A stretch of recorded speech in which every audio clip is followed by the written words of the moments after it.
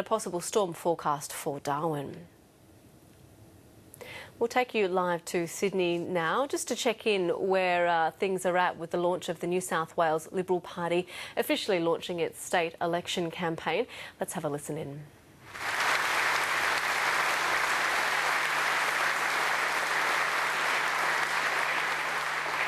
And fight he will, and we will all be with him every single step of the way.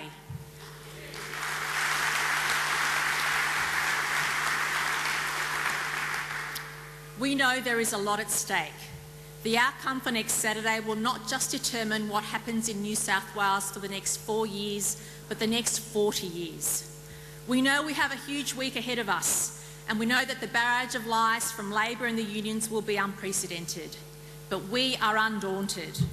We know the only leader who has the courage and conviction to take our state forward, the only leader with a positive plan, someone who cares deeply about our state and every single person in it, who will make a difference for generations to come, is your friend and mine, Mike Baird. Thank you very much.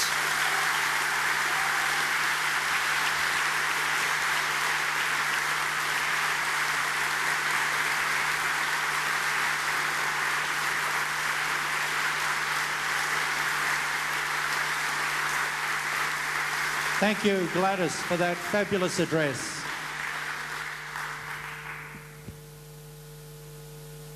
He's an extremely personable person.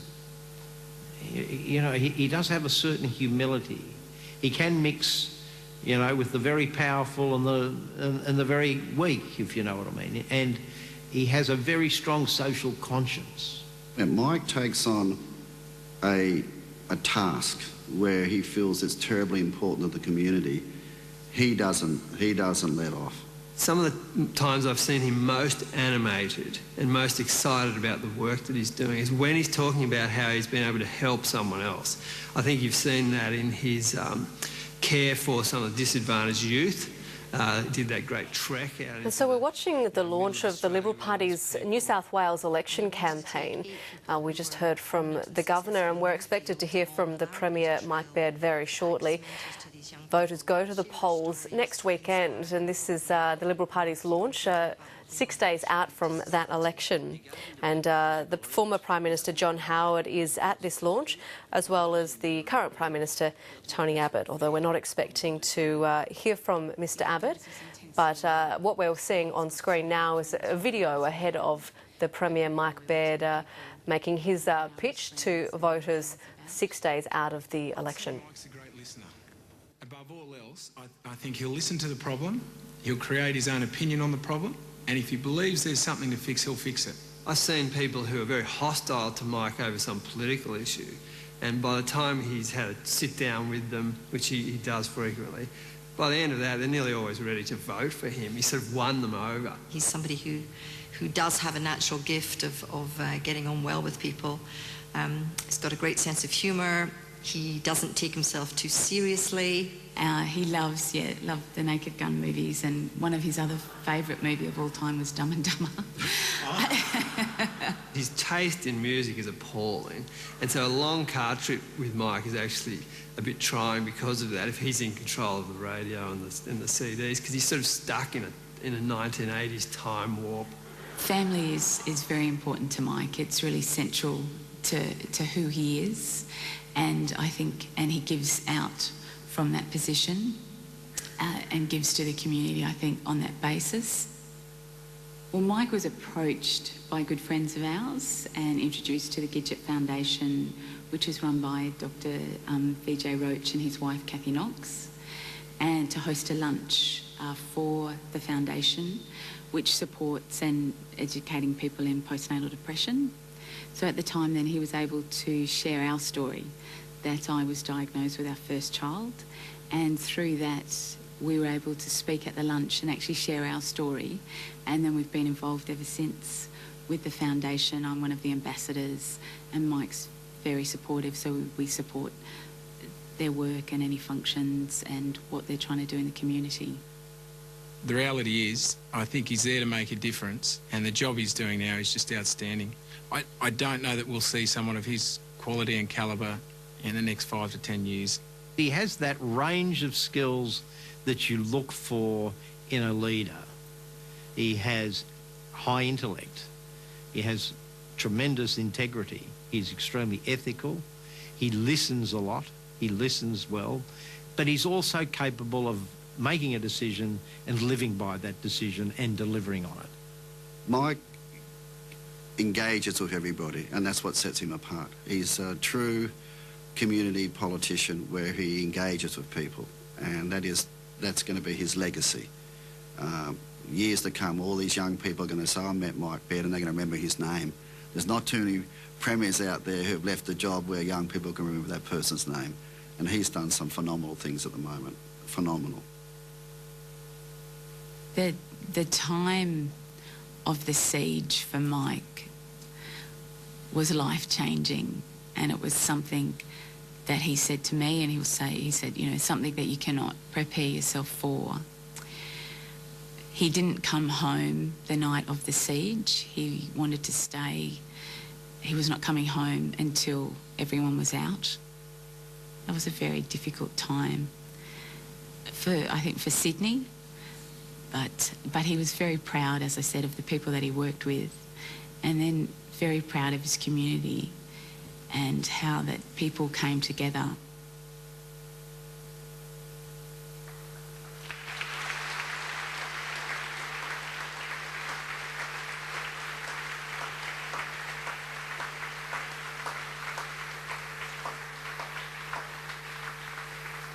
Ladies and gentlemen, please welcome Karen, Kate and Luke Baird and the Premier of New South Wales and Leader of the Liberal Party, Mike Baird.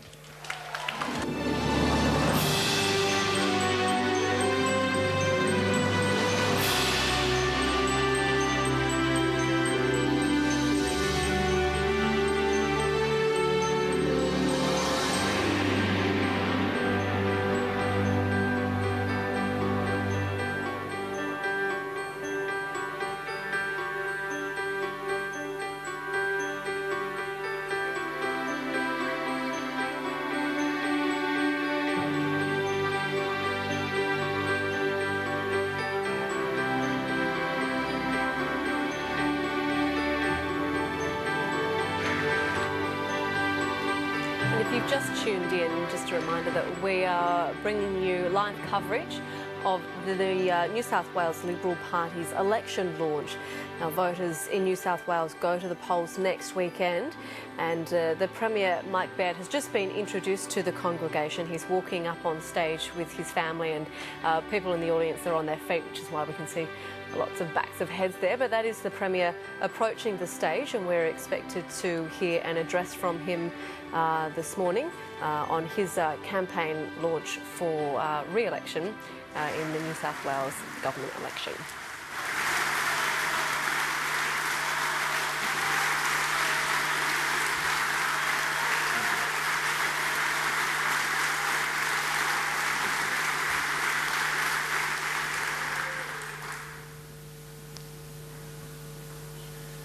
I want to start by thanking Uncle Chicka. Thank you for your welcome to country. And I too want to acknowledge the traditional owners of this land and pay my respects to elders past and present. Well, friends, we are 6 days from the most important New South Wales election in living memory. For me, it's less an election than an opportunity. An opportunity to serve all those in New South Wales who want a strong economy and more jobs, new roads and railways, meaning more time with our families and less time commuting, less crime and safer streets, better schools and hospitals to educate our kids and look after the sick, and more help for those who are vulnerable. That is our vision for New South Wales. Our opponents, as always, are about pure politics. This can only mean a return to a sorry past, with cancelled transport projects, more hours spent parked in your car on packed roads, lower growth with fewer jobs, and higher taxes. Now, our opponents call what they are offering modest. I think that's a political correct term for a fail.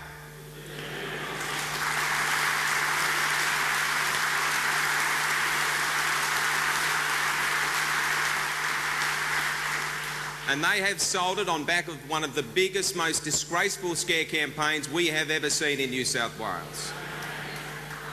And today I will outline a record of which we are proud and a positive vision for New South Wales. And friends, it's great to do so in front of so many family and senior colleagues, including former Premier John Fahey, Nick Greiner. It's also great, of course, to be here with you, wonderful, hard-working members of the Liberal Party, who have put us in striking distance of a victory that will improve the lives of communities across this state. And you know, in the Labor Party, they have cross-factional allies. Well, in the Liberal Party, we have friends. And what a pleasure it is to stand here in front of a friend of mine, the Prime Minister, Tony Abbott.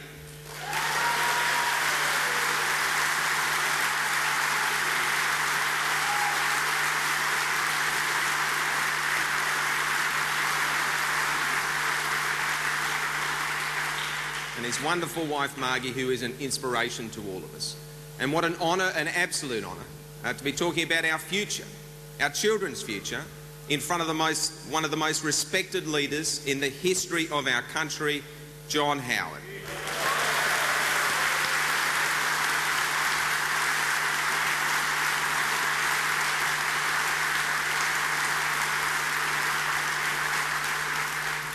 And none of us would be here today, certainly not launching a campaign for a second turn in government, without the outstanding work of one of the greatest servants the Liberal Party or this state has ever seen, Barry O'Farrell.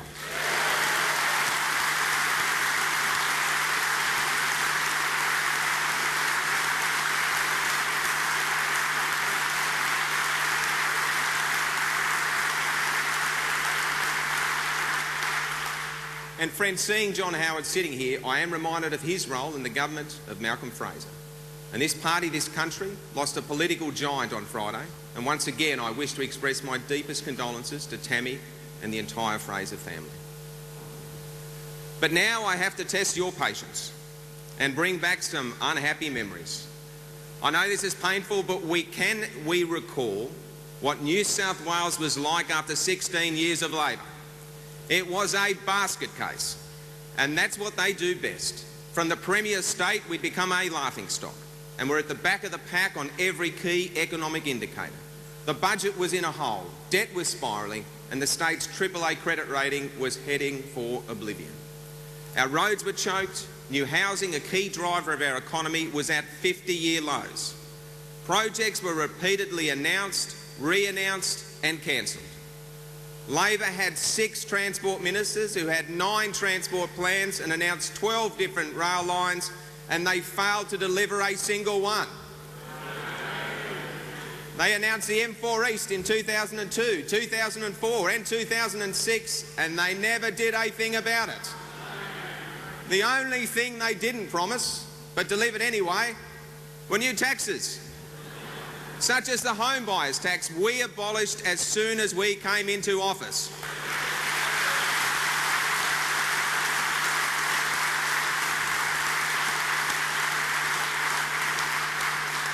They spread CSG licences around the state like confetti, and instead of focusing on you, the community, they focused on themselves, on doing the numbers for the next execution of the leader as ordered up by Sussex Street and the unions. Now, sorry, I told you it was going to be painful, but it had to be done. And we cannot afford to forget Labor's dismal record. But I'm pleased to say, New South Wales is a very different place today. We promised to make New South Wales #1 again, and friends, we have delivered.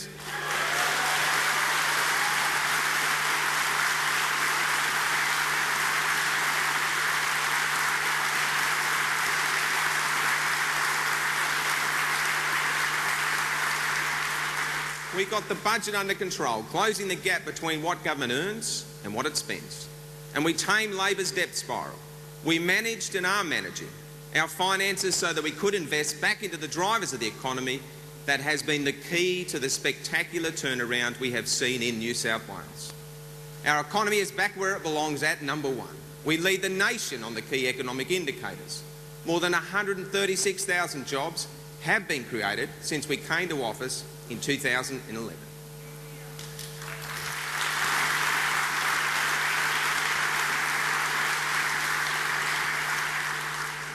Our policies are helping to put roofs over the heads of hundreds of thousands of young families. In 2009, under Labor, there were just 25,000 homes approved in New South Wales. Over the past 12 months, that figure is close to 52,000. And in the place of the 16-year infrastructure drought we saw in New South Wales, we are now viewed as the infrastructure capital of the world.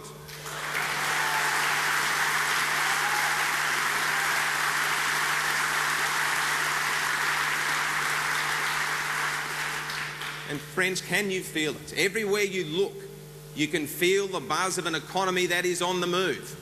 The South West Rail Link has been completed a year ahead of schedule and $300 million under budget.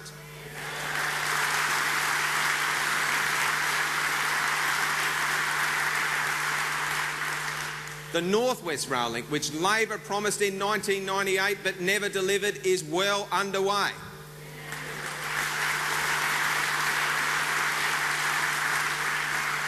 Duplication of the Pacific Highway, which stalled under Labor, is back on track. Hospitals have been upgraded around the state by Gillian the Builder.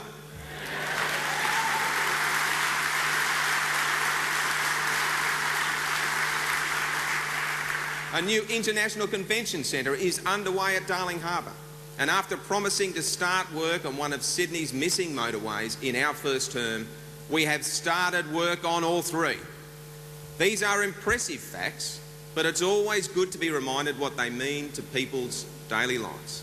And as I've gone across the state and met people, I've heard some great stories. Two in particular, Liam, who lives in Campbelltown, an electrician, that said the widening we've started on the M5 and means that he gets home half an hour to an hour earlier every night, which means he can see his kids before they go to bed. That is the difference. And Norm at St George Hospital, on his way to getting treatment, and he looked and he said, well, it's great you're finally doing something. I've seen nothing done here for 30 years. That is the difference that we are making. So that is the story on infrastructure. But friends, the story is the same with services. As we deliver the services you expect of your state government, we focus attention on you and making your life easier. Now remember that clenched feeling in your stomach when you knew you'd have to set aside a day of your life to attend an RTA office to renew your driver's licence? Well, that ordeal, friends, is over.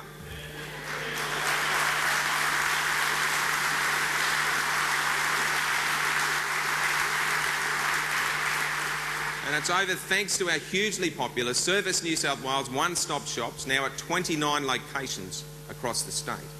And we love them so much, the community loves them so much, we will be rolling them out in a further 6 locations by June and another 35 locations by the end of next year.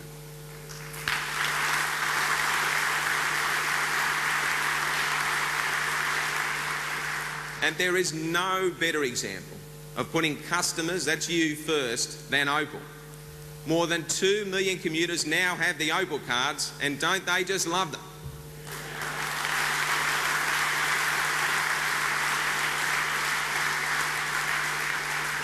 What Labor couldn't do in 16 years, Gladys Berejiklian achieved in just over 20 months.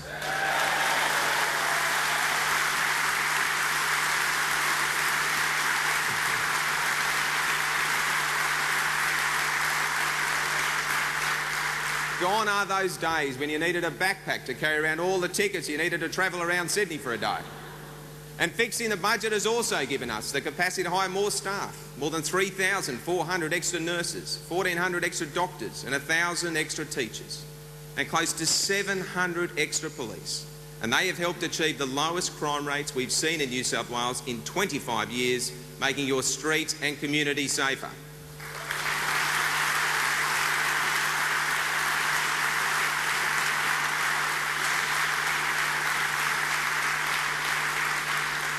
Our budget discipline also means we've had the resources to protect the most vulnerable, whether disadvantaged school kids through the Gonski reforms or people with disabilities through the NDIS. It also gives us a capacity to protect our precious environment. We just don't want the most prosperous state in Australia, we also want the cleanest state. That is why we've announced we will introduce a container deposit scheme to help communities look after their local environment. And as we announced on Friday, we've also launched a $100 million plan to protect almost 1,000 threatened plants and animals to ensure they exist for future generations.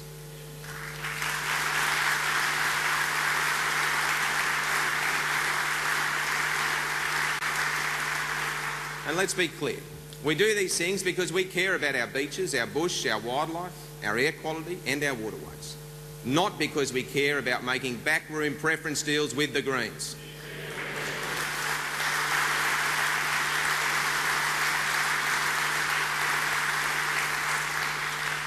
All of this adds up to a record of achievement, which is continuing and of which I am proud. And none of it came easy. It's a result of hard work, ours and yours, and on focusing on the community and on how we can make your life easier. So today I stand here and say this proudly to you. With your hard work and through sound economic management, we have achieved more in 4 years than was achieved in the previous 16 under Labor.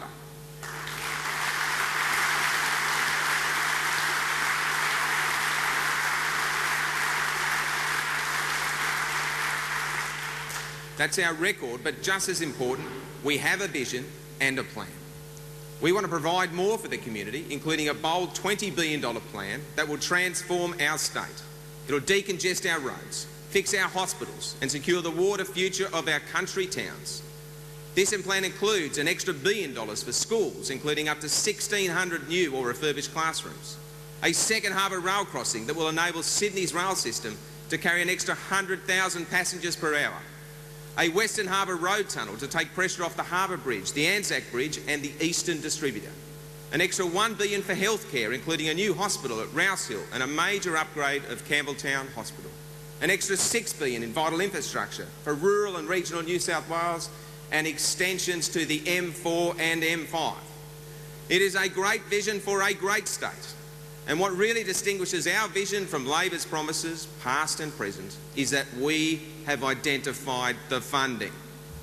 The point is that $20 billion of our future vision will be funded by a lease of less than half the state's electricity network. In a nutshell, we'll lease some existing assets, use the proceeds to invest in new assets, and at the end of the day, we will own both. Let me just repeat that.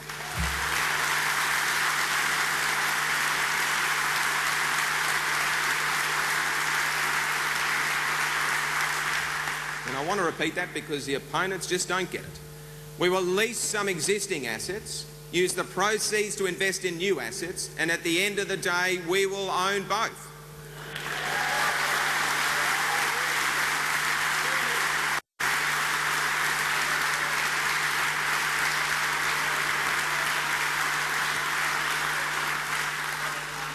Labor has run a scare campaign on this proposal, but a week from the election, the good people of New South Wales can see through the lies. I have faith that you will choose a positive vision over a negative one. The truth acknowledged by pretty much everyone except Labor and its union masters is that our transaction will push electricity prices down, not up.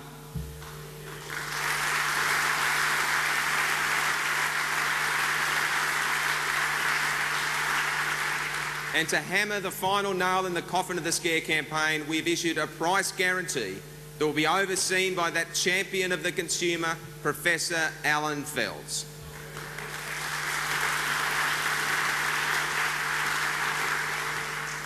So friends, under us, network prices will fall, infrastructure will get built. That is our guarantee.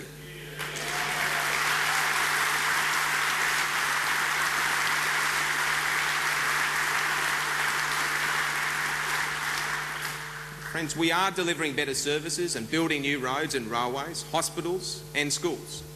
And you can only do this when you have the financial capacity, which means controlling your budget and having a strong economy. This is precisely what we have done. And while our policies have helped create more than 135,000 new jobs, our growing population needs even more jobs. Today I commit to a target of 150,000 additional jobs during our second term.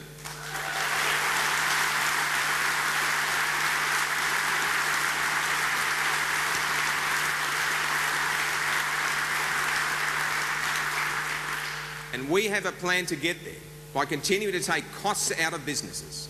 Over the past 4 years, businesses have been supported by our payroll tax rebates with over 90,000 applications. And today I announce we will extend the $5,000 payroll tax rebates for companies that employ more people for another 4 years.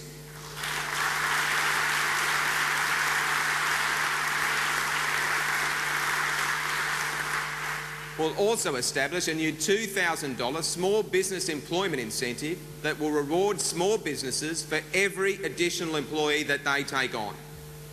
You see, we Liberals care about taking taxes away from small business, the engine room of the economy, whereas Labor wants to slap an extra $7,000 in taxes on every small business in the state.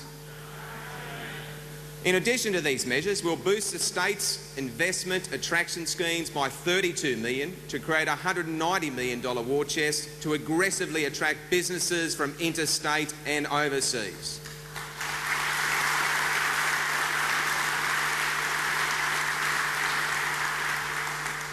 Now, I note the Premier of Victoria has happened to find New South Wales today. And I put both him and the Premier of Queensland on notice. We are coming for your events.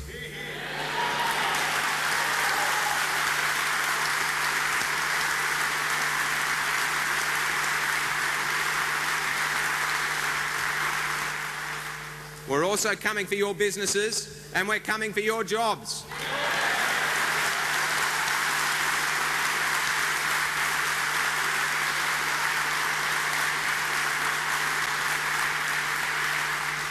But we also need to do more to train these future employees. That is why we've already introduced 200,000 TAFE scholarships for disadvantaged young people. And today I am announcing we'll provide $1,000 scholarships for 25,000 students to encourage more vocational education and to prepare them for technology and growth jobs.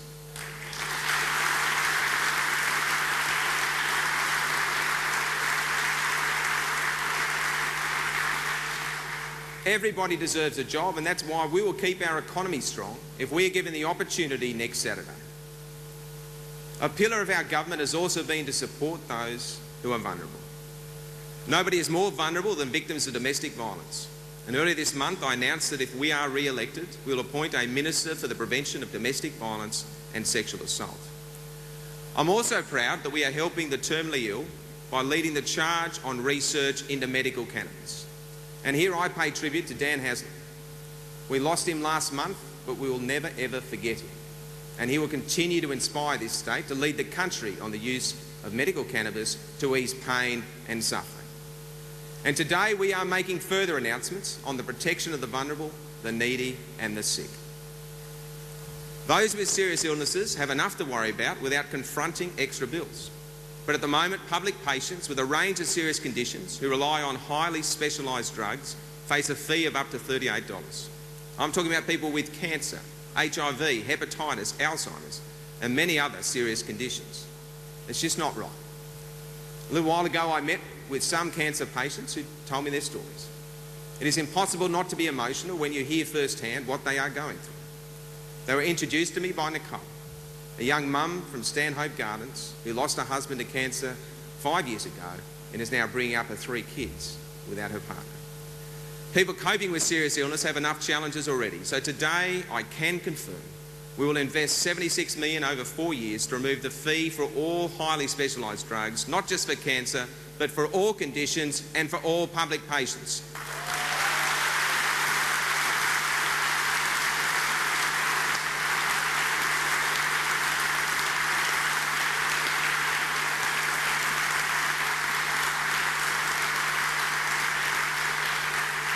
I know that many on low incomes in New South Wales also continue to struggle with their monthly energy bills, and we are determined to help. That is why we will extend our popular energy rebate scheme to include gas bills for the first time, offering a $90 gas rebate to help 290,000 low-income households across the state with the cost of their gas. Along with electricity network prices heading south as a result of private investment, this will make life easier for families across New South Wales. As I indicated before, I am so proud that we were the first state to sign up to the NDIS. Proud because this is such an important reform to provide real choice and control for people with disability across our state and our nation. Proud because we are already seeing the positive change that the NDIS can bring to people with disabilities who are involved in our launch site in the Hunter. The full scheme rollout was due to commence from July 2016. Today I am announcing that we will deliver the NDIS 1 year ahead of schedule in several locations in Western Sydney.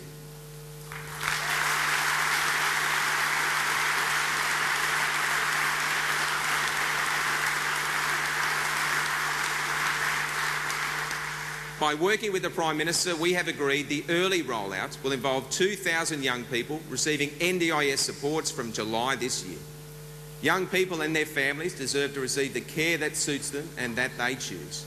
And we will move heaven and earth to get it to them as quickly as we can.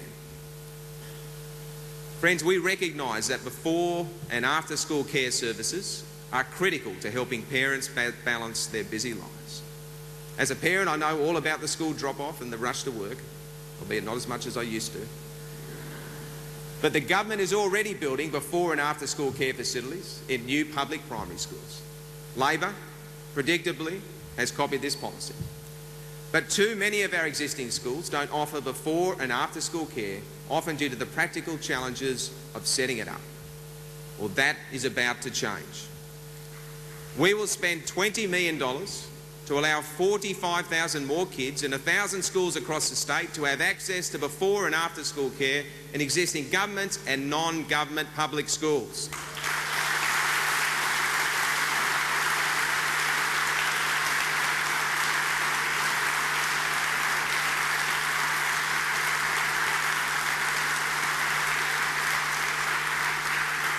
We always try to make life easier and more convenient for families, and this policy does exactly that.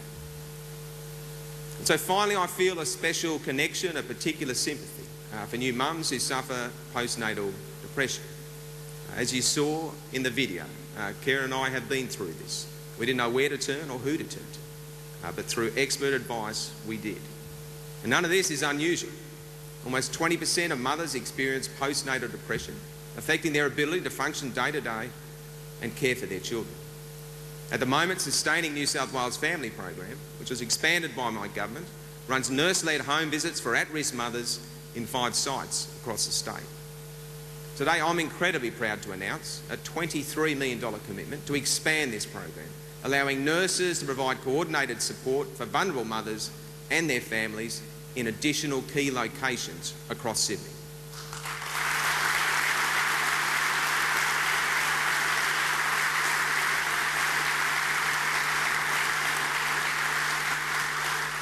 I want to ensure that the care and concern that carried Karen and me through the battle with this illness is extended to as many mums and dads as possible. And we've been talking today about all we have achieved and are continuing to achieve by working together. The last few weeks, as I've taken our record and our plan to communities across the state, I have been invigorated in the response. Let's be clear. What shapes our approach is the values we here all share. The values of the party founded by Menzies 70 years ago. Liberals believe that government should be an enabler. It should encourage people to reach for their ambitions, not direct them how to live their lives or put limits on them in the form of extra taxes or red tape. But the fundamental reason we do everything we do is to help the community improve people's lives. And that's why I take so much encouragement from the people I meet as I move around this state. I've already spoken about Norm, about Liam, and about Nicole. My friends, these are the people we are working for. They are why we do what we do. Their stories are a reminder that state government should be about improving people's day-to-day lives. We've done that with new roads and rail services, with more teachers and nurses, and by forcing power prices down. But above all, we've done it by growing the economy. Because that not only means security of employment and more full-time jobs, it also means businesses can better accommodate young mums who might need flexible hours. It means more work for electricians and plumbers and our other tradies. It is the key to everything else we do, including helping the vulnerable. Friends, my opponent didn't have time in his launch speech to mention public transport. But he did spend about a third of his speech talking about the history of the Labor Party. The message was, we've changed. We've completely changed. Yeah, right.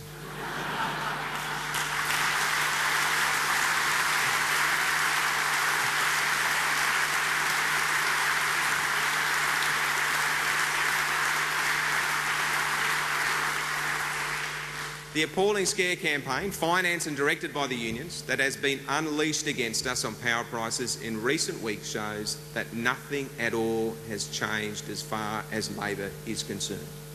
This remains the party of whatever it takes.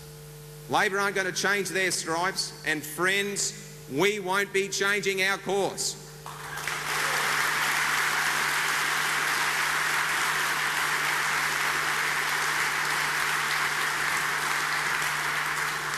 We are the government that fixed Labor's mess. We got the economy moving again and have funded plan for our future. We said what we would do before the last election, and we did exactly that. New South Wales is #1 again, but we need to stay at #1.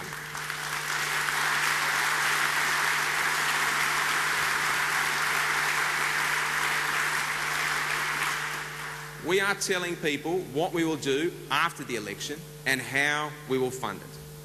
But to do that, we need your vote. And I ask you to join me over the next 6 days as we make a final push to spread the message across New South Wales.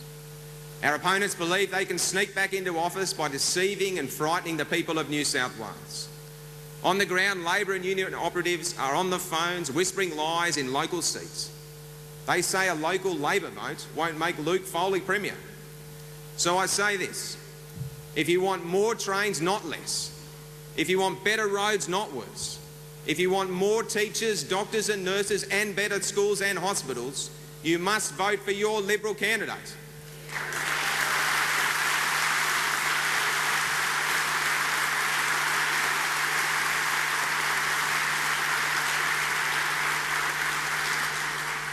And the other trick they will come up with is their sneaky preference deals with minor parties.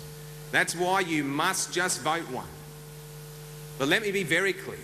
Only by backing your local Liberal or Nationals candidate can you back me and my team. Voting for a local Labor candidate will give you a Foley Labor government and the unions back in charge here in New South Wales. And if ever they get there, just watch how quickly their renowned economic incompetence would make New South Wales #8 again. They cannot be trusted to deliver on any of their promises, and they certainly can't be trusted with your job. When I contrast our record with Labor's, it's to highlight just how high the stakes are in this election. You just can't risk a return to the past. They say on everything no. Well, we say yes.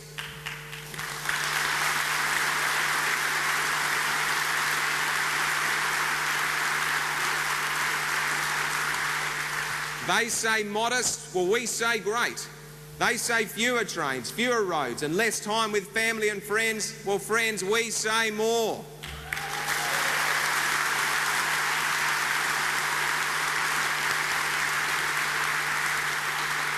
Let's put our positive message to the people of this great state. Let's remind them, above all else, we will always do what we promise. We will keep our economy strong. We will deliver the jobs for our kids. We will build the roads, the railways, the schools and the hospitals that our community needs. We will always protect the vulnerable, and we will keep our focus firmly on you and not on ourselves. So I ask you to back me, back my team and back our plan, and together with your support, we will keep New South Wales working.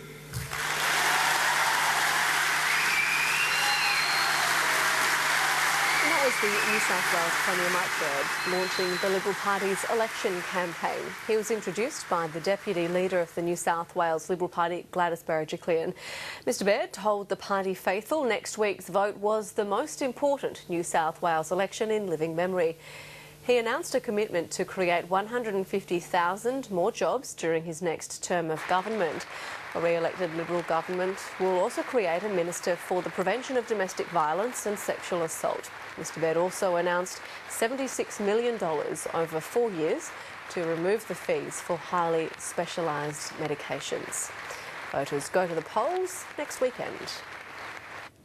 And while Mike Baird's campaign launch was taking place in the Sydney CBD, his opponent, Labor leader Luke Foley, has been speaking in the Western Sydney suburb of Burwood. We can bring that to you now.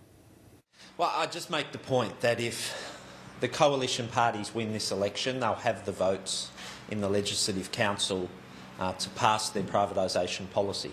That's why the only way to stop the privatisation is to elect a Labor government next Saturday. The coalition parties at the last election, where half the members of the upper house were elected, had 11 of 21 in that intake. So they're very well placed. If they win this election, they'll be able to pass their privatisation policy through the upper house. But Labor goes to this election with the same policy we've gone to every election in this state's history, a policy to keep the monopoly part of the electricity network, the transmission and distribution network, in public hands, and that's the position we take to the election and beyond the election. That's what Labor voters will expect us to do in the next parliament, and we will. But this morning you said win, lose or draw, you'll continue to block the sale. So does that mean that, you know, no matter what happens in the upper house, that you're going to continue to campaign against this, even if Mike Baird has a mandate to sell? Win, lose or draw, Labor will vote in the next parliament for the electricity network to remain in public hands. I can't be clearer than that. Why would you not accept their mandate if they've taken this policy to the election? If they win the election, surely that's what the public wants. Well, I'll have a mandate from Labor voters, win, lose or draw, to pursue Labor's policy, the policy that the majority of the people of this state agree with, to keep the electricity network in public hands. Mike, you had just a brief visit for the Valley today by Daniel Andrews. Are you hoping to sort of get some of the glamour or the success to run off on him? Well, I was delighted that Dan Andrews came to Sydney today to campaign with me. In Victoria, New South Wales, Queensland and federally, Liberal and national governments are hurting people with swinging cuts to education and health and with their privatisation focus. Whether it's Jay Weatherill, Dan Andrews, Anastasia Palaszczuk, Bill Shorten or me, Labor stands for investing in our essential public services. We stand for investment. The Liberals stand for cutting and selling. That's their ideological view in life. The Liberal Party today, at their launch, have handed out playing cards with your face as a joker. Do you want to comment on that? It's called Polls and Liars. It's a long way from their boasts in January that they were just never going to talk about me. Now they've got a whole advertising campaign about me. Now they're handing round cards. I detect they're a bit worried. Dan Andrews, who was here, was elected with like a radically different transport policy than his counterparts down in Victoria. He didn't say anything about transport in his speech here. You barely mentioned it. If you lose, will you have missed a trick by refusing to talk about what many people think is the number one issue for state government? Well, Jake, I think, we released an infrastructure policy 6 weeks from election day. People expect state oppositions to try and shy away from the hardest issues and hide their light under a bushel. I did what I promised on day one, released a detailed infrastructure policy early in the campaign, indeed before the official campaign started, and that commits over $10 billion of additional infrastructure commitments, and that includes commitments on road and rail, whether it's widening the M4 and M5, whether it's the Princes Highway, Pacific Highway upgrades, whether it's the North West Rail Link, whether it's works to improve services on the Western Line in particular, whether it's Western Sydney Light Rail. So I feel that Labor, very early in the campaign, put forward its transport priorities. You had a rally here for the faithful, and yet you don't mention transport. Why is that? I've talked about transport throughout this campaign. I was the first member of the New South Wales Parliament campaigning for Western Sydney Light Rail. I was the first member of the New South Wales Parliament on either side advocating for a Western Sydney airport. So I have credentials over many years advocating for the transport projects of the future. I'm proud of that. And I've continued to talk about those things in this campaign. But I'm perfectly entitled to highlight today Labor's far greater commitment to building and upgrading our schools and hospitals than Mr Baird makes. What about Mr Baird's centrepiece statement in his launch today, the idea of extending the NDIS trial to Henry Blue Mountains? Well, the NDIS, of course, is a Labor initiative delivered by the Gillard Labor government. I welcome the bipartisanship from the Conservative parties on the NDIS. I made a major speech to the NDS conference around a month ago that highlighted Labor's policies, a particular focus on disability inclusion. Our Deputy Premier will be the Minister for Disability Inclusion in a government I lead, so there's a very senior person, the top of government, focused on ensuring that people with disabilities can take their rightful place in the workforce. We are concerned by the lack of commitment from the current government to an ongoing role for New South Wales in the provision of disability services. We don't think the state should vacate the field completely. But having said that, I want disability policy in this country to be a matter of bipartisan consensus. The NDIS, a Labor project, but I welcome the coalition party's stated commitment to the NDIS. I'm concerned at the slowdown under Mr Abbott's cost-cutting government, but I would hope that both parties can come together to assure families that have a person with a disability that there's a consensus around supporting them into the future. Did the Birdies seem to think that there was a sort of a cynical part in making it Penrith and the Blue Mountains, obviously two seats that the Liberals want to keep hold of? Well, you know, I am concerned about the slowdown of the NDIS rollout thanks to Mr Abbott. You have to be a bit cynical about an announcement 6 days from an election. But I want to give, what I want to achieve is disability policy in this state and nation being a matter of bipartisan consensus, so I'm not going to be too critical. Well, she calls it a pork barrel. That's not very bipartisan. Well, I've said what I have to say about this, which is that I'm concerned at the slowdown in the rollout of the NDIS thanks to Mr Abbott's cost-cutting agenda. But what I do want to see are the two sides of politics in New South Wales and Australia sharing a commitment to rolling out the NDIS. I don't want Labor. Labor can be very proud of the Gillard government's initiative on the NDIS, but I want it to be an initiative that's genuinely embraced by both sides of politics. Whenever I speak to people with disabilities and their carers and their families, that's what they want to hear. You've made a number of statements about protecting the vulnerable and how this kind of underpins your values. Mike Baird today has promised to give chronic pain and cancer sufferers free medication because of the money that he's going to make from this asset sale. How are you going to be able to match that? Well, I detect some catch-up here. 3 weeks ago at our launch on 1 March, I announced that Labor would remove the co-payment for people undergoing chemotherapy. I welcome the catch-up today from the Liberals. But this is an extension of what you announced. This isn't what you announced. Well, we'll look at it. But 3 weeks ago I announced Labor's commitment to abolishing the co-payment for people undergoing chemotherapy. I'm proud of that commitment. There's been a little bit of focus recently on the seat of Wollongong. Noreen Hay, that was no allegation I know of actual wrongdoing, but she has been mentioned a bit in the ICAC. Do you have any, does she have your full backing? I think that's very unfair, Ian. There's never been an adverse finding or accusation put. I have I've been pleased to campaign with Noreen.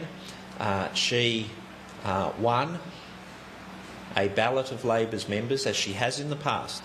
A democratic membership, rank and file pre-selection that, you know, whenever there's one not held, we get criticised, and I've often been part of the criticism. Noreen has always been prepared to stand in a rank and file membership ballot. She's endorsed by her party members. I was pleased to join her for a function and join all of the party members in Wollongong for a function.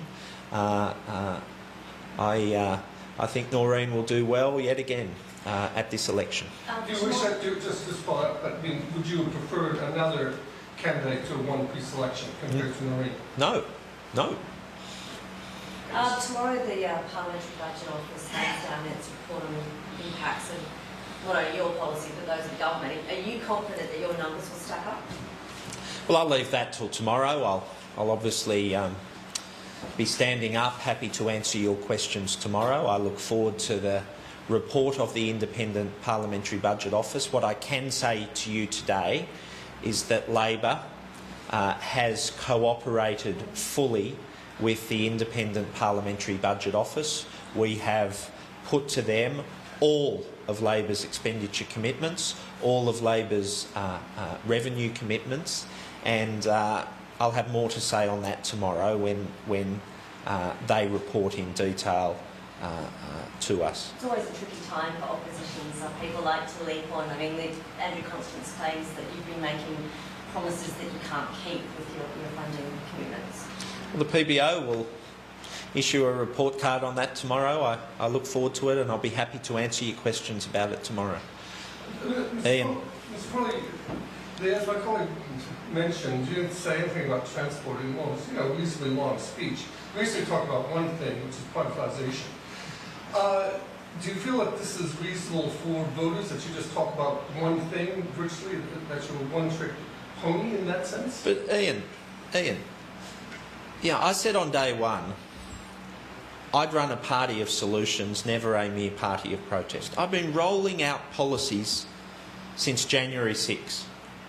And my first policy, a bold tax cut for the racing industry, because Victoria and Queensland have left us behind and the industry's suffering. You know, through January, a reform agenda for local government, for every Sydney mayor to be popularly elected for 4 years, both a democratic reform and a productivity reform. A policy to save newsagents by protecting their lottery franchise. A policy I announced with Paul Keating to return Goat Island to the Aboriginal people of this state. A policy to allow pharmacies to administer the flu vaccine, to get vaccination rates up. A policy to rescue TAFE. That was all in January. Before we got to February and March, I'd have to keep you here all afternoon to tell you about the policies I've rolled out in February and March. And as I said earlier in answer to Jake's question, we have made plenty of commitments concerning transport policy. I'm proud. No one's been able to suggest in this campaign that this opposition's a policy-free zone. You know, that accusation's often made in Australian elections. In this one, it's never been made, because I'm doing what I said I'd do on day one and putting before the people an economic agenda, an environmental agenda and a social agenda. You spoke a fair bit about the Prime Minister in the speech. Should we expect to hear a relentless focus on Mr Abbott from Labor in the next few days? I'm focused on Mr Baird's policies and our positive policies. I believe that Labor has a better plan for the future of New South Wales, to keep the electricity network in public hands and invest in the schools and hospitals of tomorrow, than our opponents put forward. I'm happy to fight this election on state issues, but it is the case that Mr Baird's good friend, Mr Abbott, has not given New South Wales a fair funding deal. $25 billion of cuts to our schools and hospitals. I will be highlighting that this week, because Liberal cuts in Sydney and in Canberra are hurting our communities. Mr Foley, Peter Dambier from TAFE NSI. If you become Premier next week, is it possible to reverse the TAFE cuts, or will they just come to a halt Well, I've announced a $100 million TAFE rescue package that involves reversing the fee increases that the Liberals brought in this year that severely restrict access to people from middle and modest income families to our vocational education system, and I'd be happy to give you a copy of the detailed TAFE rescue package that Labor's put forward at this election. And that was the leader of the New South Wales opposition, Luke Foley, addressing the media in Western Sydney. The state election is held next Saturday. To the Northern Territory now, where Cyclone Nathan is currently crossing the eastern coast, packing winds of up to 150 kilometres an hour. Reporter Jessie Dorset is in Nhulunbuy. There isn't a lot of rain out at the moment, but if we look at the radar, I think we're in for a drenching over the next couple of hours. We're actually hunkering down in our hotel. We're in a bit of a compound for safety. You can see this building here is shielding a lot of the wind for us, and we're just a couple of steps from our room in case things get hairy. Now, if we step out